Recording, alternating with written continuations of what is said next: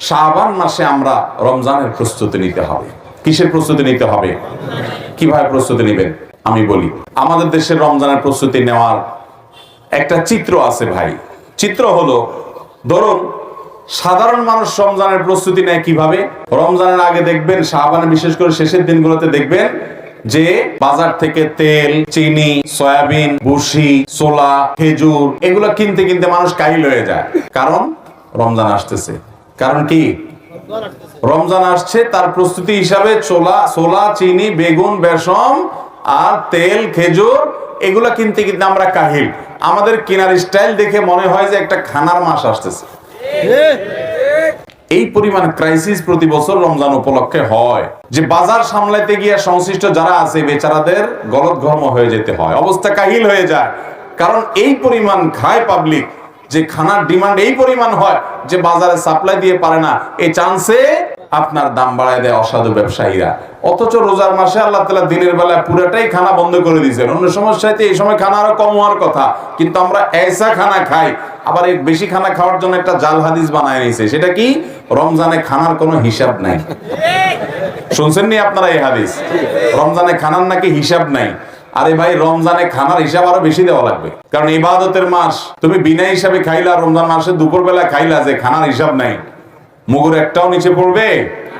ভাইরা আমার, রমজানের প্রস্তুতি দুঃখজনক। আমরা আম জনতার প্রস্তুতি হলো বাজার করে আমরা রমজানের প্রস্তুতি নেই।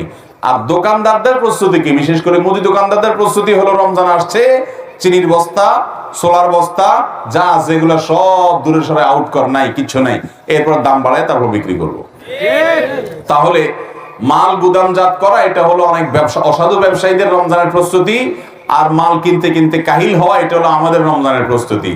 আর মিডিয়াগুলো, টেলিভিশন চ্যানেলগুলো, বিভিন্ন যারা এই টাইপের এই জগতে আছে তাদের প্রস্তুতি হলো তারা ঈদের সিনেমা, ঈদের নাটক কোনটা বাইর করবে না করবে, এগুলো তাদের রমজানের প্রস্তুতি। আর রাজনৈতিক দল যারা করেন, সব রাজনৈতিক দলগুলা তাদের প্রস্তুতি হলো রমজান মাস আসছে, রাজনীতি তো এই মাসে খুব একটা করে জুত করে পাওয়া যাবে না, সমাবেশ মিছিল কিছু জমবে না, তো ইফতার পার্টির নামে রাজনীতি করার জন্য ছক আঁকা শুরু করে। কোন দিন কাদের ইফতার পার্টি, কোনটা এতিমদের সাথে, কোন দিন গরিবদের সাথে, কোন দিন তমুকদের সাথে, কোন দিন অমুকদের সাথে, এই কাহিনী তালবাহানা করে টুপি টাপা মাথায় দিয়ে রমজানে কোন দিন ইফতার পার্টির নামে রাজনীতি করবে, সেই ধান্দা তাদের হলো রমজানের প্রস্তুতি।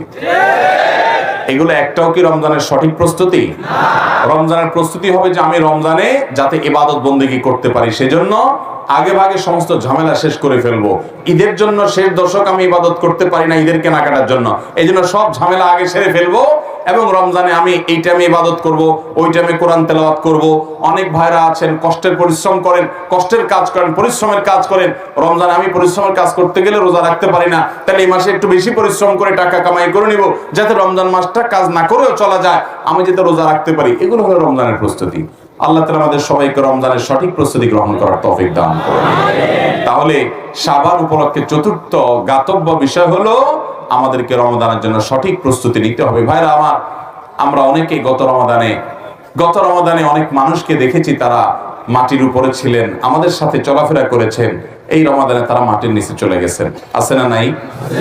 আমার আব্বা জান রহমতুল্লাহ আলাইহি গত রমাদানে ক্যান্সারে আক্রান্ত ছিলেন। রমজানের শেষ দশক তিনি ইতিকাফে বসেছেন। আমার বুঝ জ্ঞান হয়েছে থেকে নিয়ে ছোটবেলা থেকে আমার মনে পড়ে না যে রমজানের শেষ 10 দিন আমার বাবাকে আমি কোনোদিন ঘুমাইতে দেখছি, কোনোদিন মনে পড়ে না। সারা জীবন আল্লাহর বান্দা চায়ের একটা ফ্লাস্ক সাথে নিয়ে ইবাদত বন্দেগী, জিকির, আজকার। আর যে মসজিদে কেউ ইতিকাফে বসে না, ওই মসজিদে লোকজন নিয়ে ইতিকাফে বসা। গত রমজানে ক্যান্সারে ভয়াবহ অবস্থা, ডাক্তাররা রীতিমতো তার বেঁচে থাকার কোনো সম্ভাবনা নাই সেরকম একটা আভাস ডাক্তাররা অনেক আগে থেকে পেয়ে গেছেন, অথচ তিনি ওই অবস্থা শেষ দশক পুরাটা ইতিকাফ করেছেন। আর এই রমজান এখনো আর বেশি দিন বাকি নেই। আমার আব্বা জান রহমতুল্লাহ আলাইহি তিনি কবরবাসী হয়ে গেছেন, এই রমজান আর তিনি পাবেন না। তো আমরা অনেকে এখানে আছি যারা হয়তো এই রমজানটা আল্লাহ চাহেন তো হয়তো আমরা পাবো, কিন্তু এরপরে আরেকটা রমজান হয়তো আমরা পাবো না। একটা রমজান মানুষকে আল্লাহর কাছ থেকে তার সমস্ত গুনাহ মাফ করিয়ে তার পুরো প্রোফাইলকে ক্লিন করে পরিষ্কার করে তার সমস্ত গুনাহগুলোকে ডিলিট করে দিয়ে তার হিসাবের খাতাকে সম্পূর্ণ নতুন পরিচ্ছন্ন ঝকঝকে পরিষ্কার করে দিতে পারে। রমজান মাসের তওবা, ইস্তেগফার, রোনাজারি, চোখের পানি, দোয়া, ইবাদত, বন্দেগী, কোরআন তেলাওয়াত, তারাবি, তাহাজ্জুদ, চোখের পানি, তওবা এবং আল্লাহর দিকে ঝুঁকে পড়া। অতএব রমজানকে সেভাবে কাটাবো তো ইনশাআল্লাহ। সেভাবে কাটাইতে হলে এখন থেকে নিয়ত করতে হবে। আমার রমজান ইবাদতের ক্ষেত্রে বাধা কি? ঈদের কেনাকাটা। তাহলে আগে ভাগে এটাকে ক্রস দিয়ে ফেলতে হবে। আমার রমজান ইবাদতের ক্ষেত্রে বাধা কি? আমার মোবাইল, ফেসবুক, ইউটিউব। তো আগে থেকে এটাকে আনইনস্টল করে ফেলতে হবে। আমি সৌদি আরবে থাকাকালীন সময় আমি দেখেছি বহু আল্লাহর নেককার বান্দা, অনেক যুবককে আমি দেখেছি, অনেক ইয়াংকে আমি দেখেছি রমাদান এর আগে মোবাইল থেকে ফেসবুক, হোয়াটসঅ্যাপ সহ সকল অ্যাপ যেগুলো তাকে এঙ্গেজ করে রাখে, যেগুলো নেশা থেকে সে বের হতে পারে না, আল্লাহকে খুশি করবার জন্য, রমাদানে কোরআন খতম দেওয়ার জন্য, রমাদানে আমল করার জন্য, রমাদানে ঘন্টাকে ঘন্টা হাত তুলে চোখের পানি ফেলে দোয়া করবার জন্য, সেজদায় দোয়া করবার জন্য তাদের মোবাইল থেকে সমস্ত অ্যাপগুলো ডিলিট করে এগুলো থেকে সে পরিচ্ছন্ন হয়ে যায়। বন্ধু বান্ধবদেরকে বলে দেয় যে রমজান মাসে কোনো যোগাযোগ নাই, এই মাস আল্লাহর সাথে আমি কথা বলবো। আল্লাহ তাআলা আমাদেরকে সেভাবে রমজান কাটাবার তৌফিক দান করুন।